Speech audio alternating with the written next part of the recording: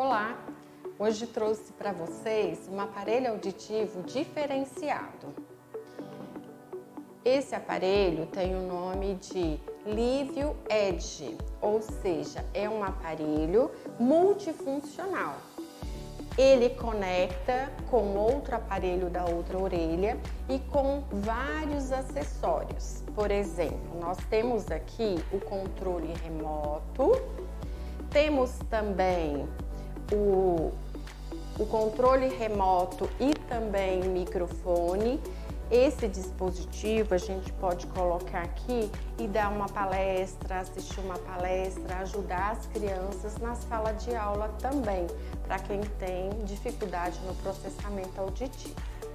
Temos também esse microfone, então é um mini microfone remoto e um aparelho que conecta com a televisão, então o áudio da TV vai direto para o aparelho auditivo. Além da amplificação sonora, ele transfere as chamadas de telefone para o aparelho auditivo. Então vocês podem ver que é muito fácil usar esse aparelho auditivo e a tecnologia é de ponta.